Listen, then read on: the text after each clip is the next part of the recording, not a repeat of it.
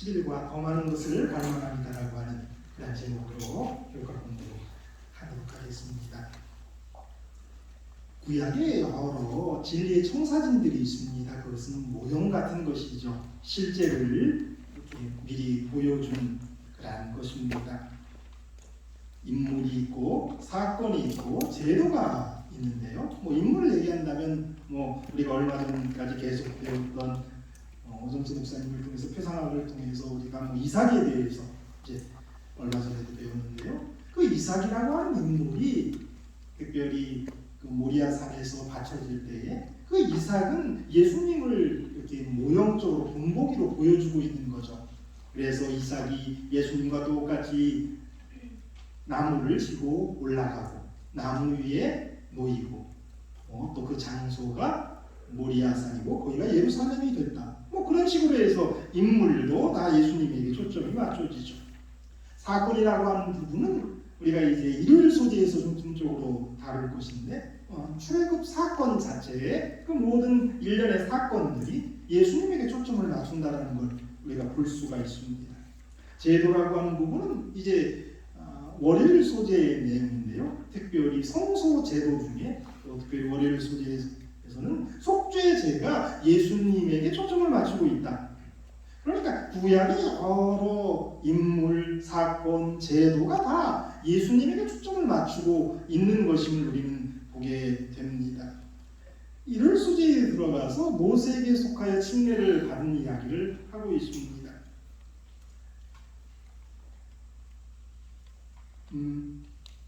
이 출애굽의 과정이 그래서 출애굽에서 하늘 가나안에 가는 입 가나안 이야기가 하늘 가는 이야기의 어떤 축소판이고 본목이다라고 고린도전서는 분명히 이야기하고 있죠.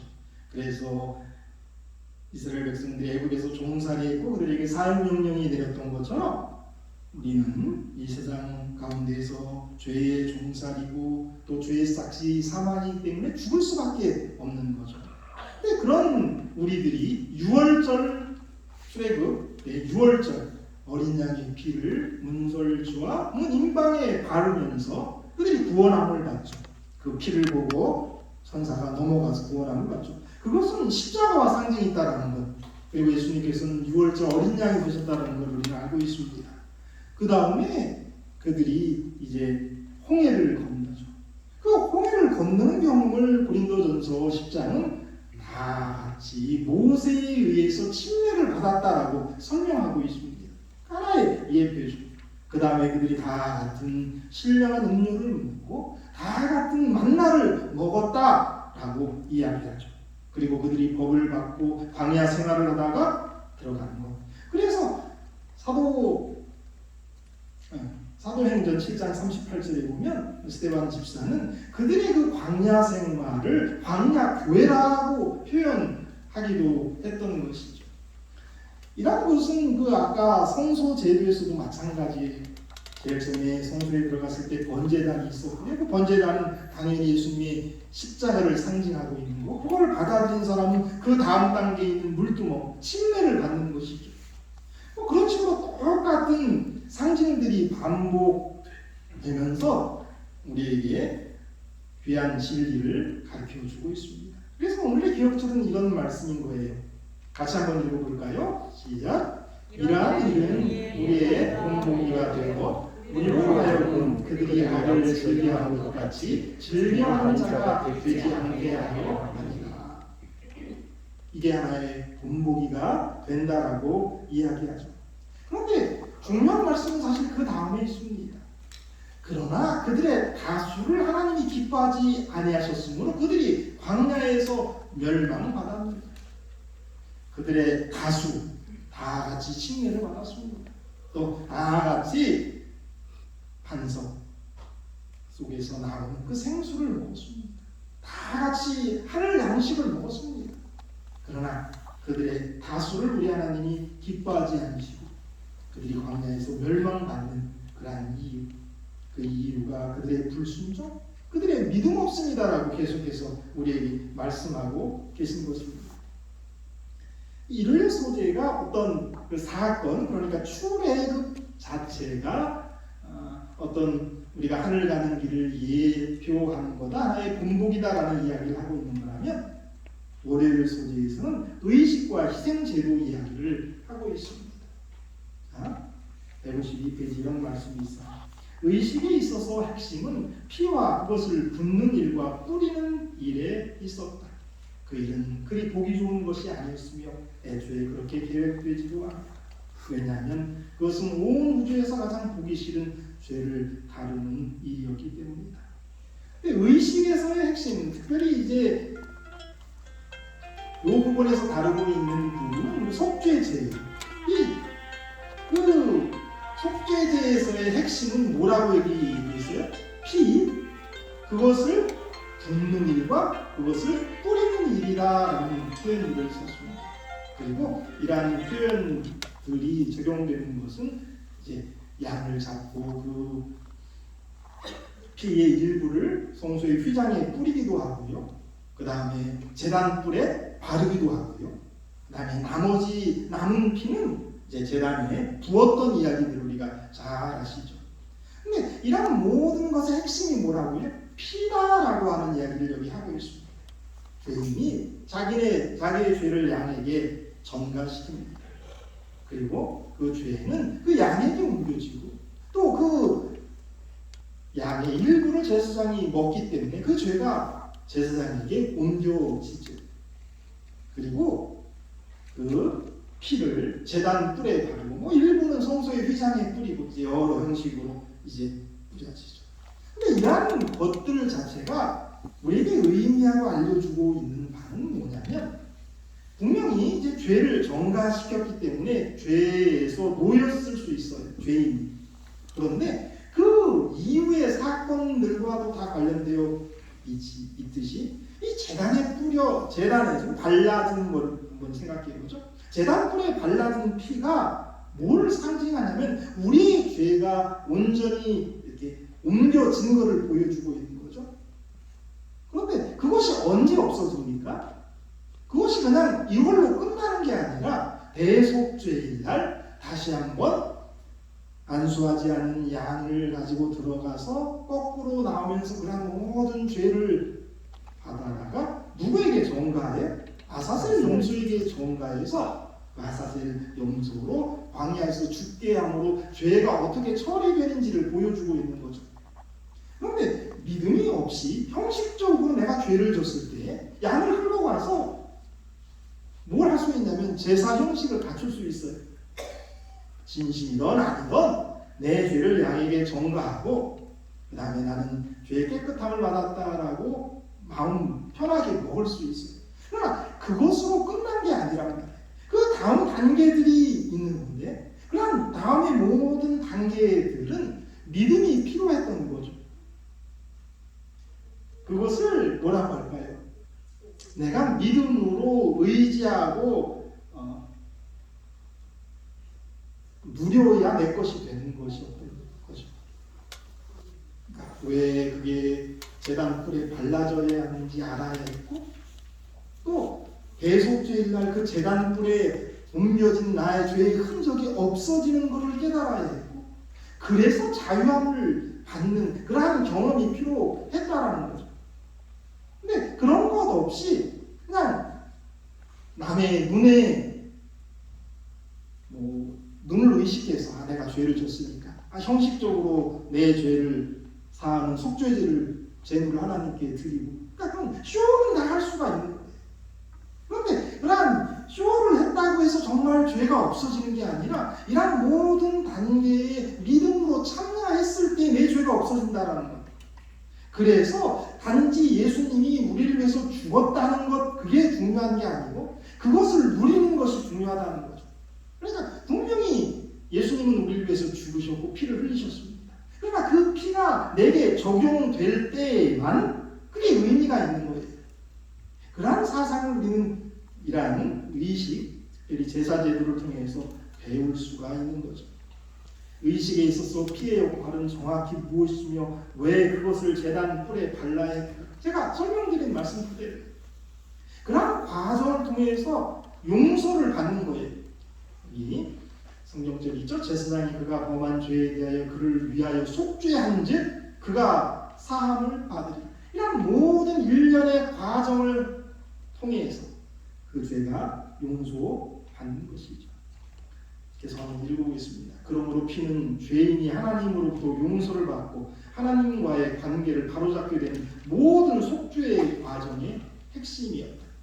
결국 희생제도는 우리를 위해서 죽으시고 중보하신 그리스도를 우리에게 보여주는 표상이요 모형인 것이다 라는 이야기를 하면서 영감의 교육에 보면 모든 죽어가는 희생제물은 그리스도에 대한 하나의 상징이었고 가장 엄숙하고 거룩한 의식으로서 정신과 마음에 감동을 주는 교훈이 되었으며 스승들은 이런 의미들을 분명히 설명해 주었다. 희생제물들은 그리스도의 피를 통해서만이 죄에 대한 용서가 있다는 이 위대하고 중대한 진리를 가르치기 위하여 하나님께서 친히 명백하게 계획하신 것이었다. 영감의 교훈에서 우리가 생각할 수 있는 부분은 이런 부분이 뭐냐면 이 성소에서 있었던 제사 제도는 정말 잔인한 거예요. 그리고 그 하나님이 만드신 그 제도에 의해서 정말 그 아무 죄 없는 양이 인류 역사상 예수님이 오시기 전까지 얼마나 많이 희생됐는지 몰라요.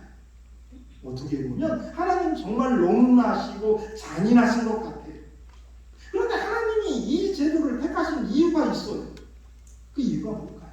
이 제도만이 예수님이 우리를 위해서 피 흘려 돌아가시고 죄가 어떻게 정가되고 피가 흘림을 통해서 또 그게 여러 절타를 통해서 완전히 도말되는 그러한 것들을 가르쳐주는 최고의 교육의 방법이었기 때문에 이걸 택하신 거예요. 만약 하나님께서 이걸 말고 더 다른 어떤 당신의 구속의 사업을 또 당신의 피 흘림과 십자가를 예표할 만한 다른 어떤 것이 있었다면 그거를 택하셨을 거예요. 그러나 하나님이 생각하실 수 있는 최고의 방법이 이 방법이었기 때문에 하나님께서는 이런 피 흘림, 또 제사 이런 것을 통해서 어떻게 우리가 용서받고 죄가 깨끗하게 되는지를 가르쳐 주신 것이다라는 상상을 우리는 항상 갖고 있어요. 우리 하나님이 잔인하신 것이 아니라 이것이 우리가 이 구속의 사업에 대해서 가장 잘할 수 있는 그런 방법이니까 이걸 택하셨다라는 이야기를 여기서 하고 있는 겁니다. 그럼 이제 모형적인 이야기를 하면서 이제 화, 수, 목에서는 쉼에 대한 이야기를 그런 것처럼 안식일이라고 하는 것은 어떤 쉼의 큰 본보기가 된다라는 이야기를 하고 있는 거죠. 오늘 본문에 보면 이 히브리서 4장 이야기는 정말 어려운 이야기예요. 왜 어려우냐면 안식이라고 하는 표현이 나오고요, 안식처라고 하는 개념이 있고요, 안식일이 나오고 안식일과 같은 안식이다라고 하는 것이 나와요. 그런데 이게 뭐 다 같은 원어로 썼으면 그나마 쉬웠을 텐데 그렇지도 않다라는 거죠. 특별히 뭐 안식일과 같은 안식은 어쩌면 사도 바울이 만든 단어일 수도 있다라고 그렇게 생각이 돼요. 그렇기 때문에 도대체 어떤 말씀을 하고 있는지 잘 몰라요. 우리가 이해하기가 참 어려운 부분이에요. 하나 예를 보죠. 자, 시편 95편 11절에서 히브리서가 이제 말씀을 끌고 왔는데 그 말씀이 이런 말씀이에요. 작아서 잘 안 보이시겠네요. 그러므로 내가 노하여 맹세하기를 그들은 내 안식에 들어오지 못하리라 하였도다. 이 말씀을 히브리서 4장에 끌고 간 겁니다. 그런데 본교의 성경 주석에 보면 두 번째 칸에 나오는 거죠. 내 안식을 뭐라고 얘기하냐면 가나안 정착을 의미한다라고 했어요. 근데 안식이다라고 하는 것은 우리가 그냥 쉬는 것 같이 생각하는데 설명해 보면 이걸 내 안식을 가나안 정착이 내 안식이다라고 했어요. 그런데 그럼 원어로 설명하고 있는 그 안식이 H4496이다라고 하는 그러한 히브리 말인데 그 말의 뜻이 뭐냐? 여기 오면 안식처도 되고 안식도 된다라고 설명하고 있어요. 그러니까 그들이 내 안식에 들어오지 못하리라 하였다라고 했을 때 그게 안식처에 들어오지 못하게 하는 건지 안식에 들어오지 못하게 하는지 명확하지 않고요. 이 두 가지를 다 의미할 수 있는 거예요. 그래서 한국에도 이제 여러 성경 번역이 있는데요. 개역 개정 같으면 그걸 안식이라고 번역했고요. 그 다음에 공동 번역 같으면 안식처라고 번역했어요. 밑에 게 이제 공동 번역이요. 새 번역은 안식이라고 번역했고요. 그다음에 한글 킹제임스도 안식이라고 번역했고요. 현대인과 현대어 성경은 다 안식처라고 번역했어요. 그러니까 이스라엘 백성들이 광야에서 이제 하나님께서 너희는 내 안식에 들어오지 못하겠다라고 하는 것은 이 두 가지를 다 포함하고 있는 거예요. 그거는 안식에 들어오지 못한다라고 할 수도 있는 거고 또 뭐라고요? 안식처에 들어오지도 못한다라는 거죠. 그러면 안식에 들어가지 못한 이유는 뭘까? 1세대는 출애굽한 세대입니다. 믿음이 없어서 그들은 안식처에 들어가지 못했습니다. 그들의 다수를 하나님이 기뻐하지 않으셨기 때문에 여러 이론이 있지만 내가 그냥 말씀하기에는 갈렙과 여호수아 빼고는 다 못 들어갔다라고 생각하는 거죠. 그리고 그 아래 세대 20세 이하에 있었던 그런 사람들이 들어갔습니다. 그들이 안식에 들어가지 못한 첫 번째 1세대는 안식처에 들어가지 못한 거예요. 그런데 2세대, 그러니까 20살 아래에 있었던 사람들과 광야에서 태어난 사람들은 어디에 들어가지 못했냐면 그들은 안식처에는 들어갔어요. 왜냐하면 그들이 이제 여리고성을 점령하고 여호수아에 의해서 가나안을 점령했잖아요. 그러니까 그들은 어디에는 들어갔다고요? 안식처에는 들어갔습니다. 그런데 그들은 또 어디에는 못 들어갑니까? 안식에는 들어가지 못해요. 왜 그럼 그들이 안식에 들어가지 못합니까? 이 두 가지 이유를 오늘 교과는 다 믿음이 없었기 때문에 그랬다라는 거죠. 그럼 어떤 믿음이 없었던 거예요? 하나님을 온전히 신뢰하지 못했던 거죠. 우리가 지난 교과를 통해서 두 번 안식일 얘기를 하면서 그들은 창조주 하나님에 대한 믿음도 없었고 그들을 구원하시는 하나님에 대한 믿음도 없었으니까 그들은 결국 안식처에도 들어가지 못하고 또 안식에 들어가지 못했다라는 말씀을 하고 있는 거죠. 자, 히브리서 4장 2절이에요. 그 이유를 여기 이렇게 설명합니다. 그들과 같이 우리도 복음 전함을 받은 자이나 들은 바 그 말씀이 그들에게 유익하지 못하는 것은 듣는 자가 믿음과 결부시키지 않았기 때문입니다. 그러니까 믿음 없음이 1세대는 안식처에 들어가지 못하게 했고 2세대는 안식에 들어가지 못하게 했다라는 이야기를 하고 있습니다. 그래서 154페이지 이런 이야기가 있어요. 이스라엘은 복음을 들었다. 그러나 들은 말씀이 그들에게 유익이 되지 못했다고 성경은 기록합니다. 신뢰와 순종으로 그들의 믿음을 강하게 하는 대신 그들은 반역하였고 그로 인해 그들은 하나님께서 주시고자 했던 안식을 결코 경험하지 못했다. 그리고 그들이 경험하지 못한 그 안식이 우리에게 남아있다라고 사도 바울은 이야기하는 거. 그러나 우리만큼은 믿음을 가지고 안식에 들어가기를 바라는 말씀이 히브리서 4장에 있는 말씀이죠. 그래서 교훈의 말씀은 이런 교훈을 주고 계신 겁니다. 우리는 믿음으로 끝까지 인내함으로 하나님께서 예수 그리스도 안에서 우리를 위해서 준비하신 쉼 속으로 들어갑니다. 믿음으로 끝까지 인내하고 순종함으로 우리는 그 안식의 쉼 속에 들어갈 수 있다는 이야기를 하고 있습니다. 자, 수요일 소재에 보면 마음을 완곡하게 하지 말라는 제목으로 말씀하십니다. 이런 글이 그 가운데 있어요. 하지만 그들은 하나님의 안식에 들어가지 못하였다. 다시 말해 그들 중에 많은 사람이 예수 그리스도 안에서 주어지는 구원의 실체를 경험하지 못했다. 왜냐하면 그들은 노골적인 불순종을 통해 그들의 믿음 없음을 드러내 보였기 때문이다. 약속의 땅은 물리적인 장소만을 의미하는 것이 아니었다. 그래서 이 세대는 약속의 땅에 들어갔습니다. 그러나 그 안식, 하나님이 주시고자 했던 것은 그러한 장소만이 아니었단 말이에요. 그들이 하나님을 의지해서 가나안 땅을 정말 정복하고 모든 것들을 물리쳤다면 그들은 정말 안식에 들어갈 수 있었지만 그들이 믿음 없었기 때문에 그것을 이루지 못했다라고 여기 이야기하고 있습니다. 그래서 영감의 교훈은 이런 말씀을 하고 계세요. 오늘의 중요성. 주님께서는 우리에게 오늘의 의무를 이행하고 오늘의 신을 감내하도록 요구하십니다. 우리는 오늘 말과 행동에 실수하지 않도록 조심해야 한다. 우리는 오늘 하나님을 찬양하고 그분께 영광을 돌려야 한다. 오늘 산 믿음을 활용함으로써 우리는 원수를 정복해야 한다. 우리는 오늘 하나님을 찾고 그분이 없이는 안식을 얻을 수 없다는 것을 결심해야 한다. 우리는 오늘이 우리에게 주어진 마지막 날인 것처럼 깨어있고 활동하고 기도해야 한다. 그래서 오늘 이야기를 여기 하고 있는데요. 그러니까 그들이 어떤 안식처에도 들어가지 못했고 또 진정한 하나님이 원하신 쉼에 들어가지 못한 이유는 믿음이 없었다라고 결론을 사실 내린 상태에서 다른 하나의 교훈을 우리에게 주시는데 그것은 뭐냐면 그들이 그 오늘 그것을 미뤘다는 거예요.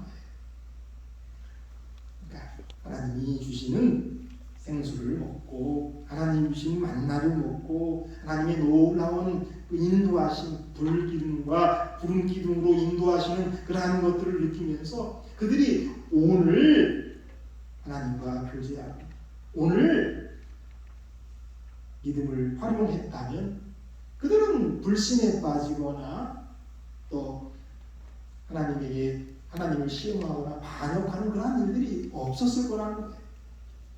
그들은 그 하루하루 그들에게 주어진 그 하루하루를 놓쳤기 때문에 결국 그들은 안식에 들어가지 못했다는 거죠. 우리가 안식에 들어가기 위해서는 내일 뭘 잘해야 된다 이라는 것은 의미가 없는 것이고 우리가 오늘 가운데 이런 말씀 있잖아요. 오늘 산 믿음을 활용함으로써 우리는 원수를 정복해야 한다. 우리는 오늘 하나님을 찾고 그분이 없이는 안식을 얻을 수 없다는 걸 결심해야 한다. 우리는 오늘이 우리에게 주어진 마지막 날인 것처럼 깨어있고 활동하고 기도해야 한다. 믿음으로 살기 위해서는 우리가 진정 하늘나라의 그 안식에 참여하기 위해서는 오늘이 마지막 날인 것처럼 살면 그럴 수 있다. 그런데 이전에 출애굽한 그 세대들은 그 두 세대들은 그 오늘을 놓쳤기 때문이다라고 말씀하고 있습니다. 마지막으로 모교를 소적이죠. 하늘 도성을 정복한 지구 역사의 첫 번째 안식일에서부터 약속된 하나님의 백성들을 위해 남아있는 안식은 우리가 우리 자신을 구원을 이루려고 하는 모든 일을 멈추고 그분께서 우리를 위한 구원의 약속을 이루실 것을 믿는 것을 의미한다고 이야기하고 있습니다.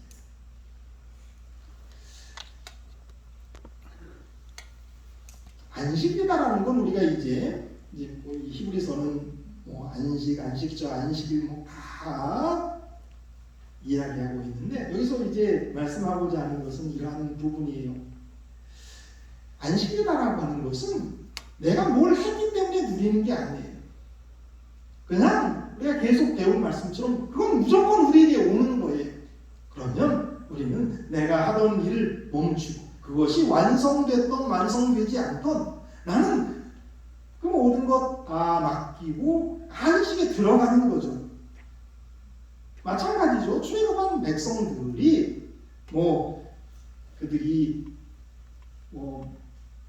그들의 모든 그런 삶 가운데에서 그냥 하나님만 믿고 그분이 그들의 창조주시고 그분이 그들의 구원자라는 걸 온전하게 믿었다면 어떻게 가나안 점령하려고 들어갈 때 그들이 낙담하고 열정탕군이 이상한 얘기했다고 그들이 하나님께 원망하고 그런 일이 있겠습니까? 그러니까 그분이 나의 창조주고 나의 구원자라면 우리는 그냥 믿고 누리면 되는 거죠. 그냥 믿고 하나님이 주신다고 했으니까 갈렙과 여호수아처럼 들어가면 되죠. 근데 그거를 못했다는 말이에요.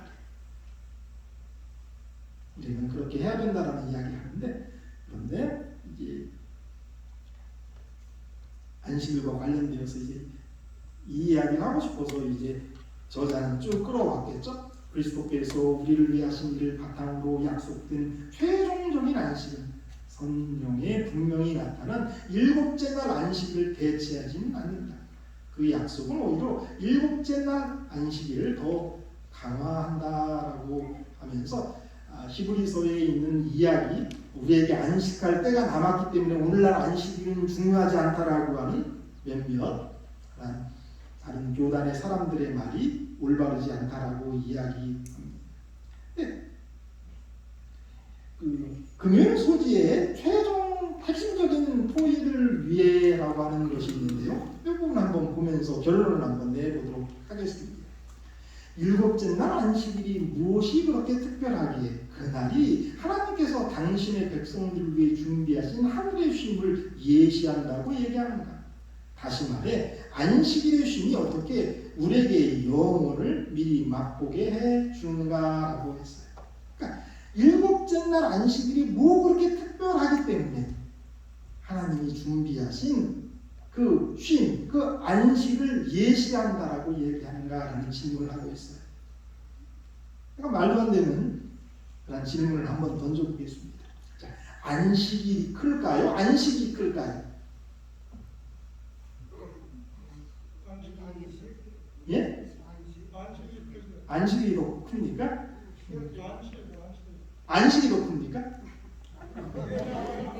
예.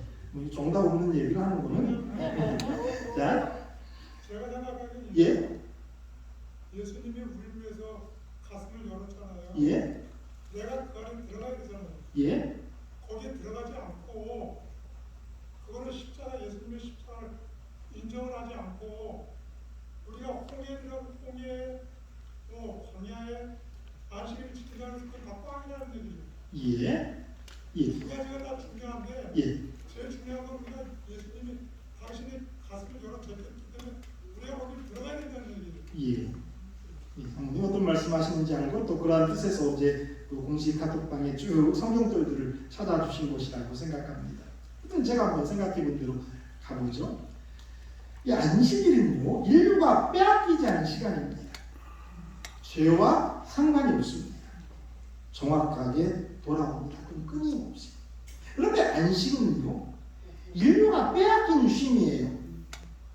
그리고 죄와 상관이 있습니다. 그러나 분명 다시 주어질 겁니다. 그래서 뭐 어느 것이 큰가 할 때에 안식이 크다라고 하는 거는 뭐 의미가 없는 이야기지만요. 이렇기 때문에 안식일이 안식을 예표할 수는 있는 거예요.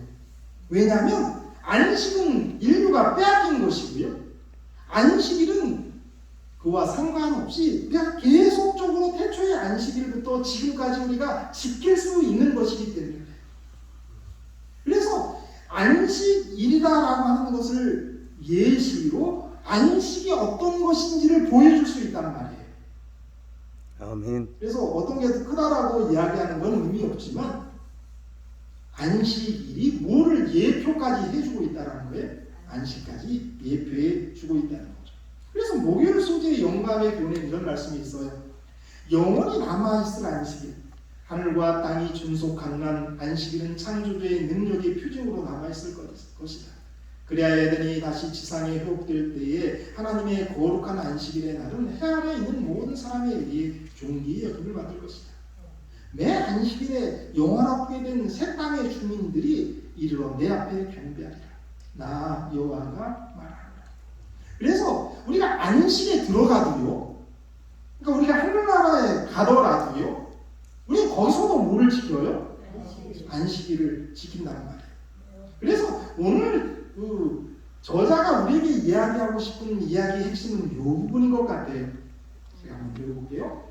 성경의 본문은 하나님의 특별한 안식에 대한 종말적 초점이 창조 때부터 이미 존재했으며 안식일의 쉼을 기념하는 것은 미래에 경험할 최종적인 안식을 작은 범위 안에서 매주 미리 맛보게 하는 것임을 암시한다. 아멘. 그러니까 하나님께서 안식일을 만드실 때에 하나님은 또 다른 하나의 큰 계획이 있었는데 그 계획은 그 안식, 제7일 안식일 안에 인류가 뺏기게 될 그 안식, 그러나 하늘나라에서 누릴 그 안식, 그 안식을 미리 경험할 수 있도록 해 놓으셨다는 거죠. 그러니까 우리가 누릴 하늘나라의 안식은 안식일과 같은 안식이에요. 그리고 그 안식에 들어가서도 우리는 뭐를 지켜요? 안식일을 지켜요. 그런데 여기 이야기한 것처럼 우리가 안식일을 통해서 미리 하늘의 안식을 경험할 수 있는 거예요. 근데 그건 아주 간단한 거예요. 그냥 누리면 되는 거예요. 그분이 나의 창조주이시고 그분이 나의 구원자이심을 믿을진데 우리는 내가 뭔가 해보려는 게 아니라 믿음으로 그걸 누리면 된다. 안식일을 우리가 그렇게 지키는 거죠. 그러한 이야기를 오늘 교과는 우리에게 하고 계십니다. 안식일 잘 지키시고 매 안식일 지키실 때마다 하늘의 안식도 경험하시고 그걸 꿈꾸며 사는 우리 모두가 되기를 바랍니다. 기도하겠습니다. 하늘에 계신 아버지, 오늘 우리가 이 안식일 이 땅에서 지킵니다. 그러나 우리에게는 정말 안식일과 같은 안식이 하늘에 있음을 압니다. 이 땅에서 그것을 경험하고 안식일을 지켜가며 더욱 고대하고 결국 우리 모두가 그 안식에 참여하게 도와주시고 그 하늘의 안식일에 모든 모여 우리 하나님께 예배할 수 있는 저희를 되게 하여 주시옵소서. 예수님 이름으로 기도드립니다. 아멘.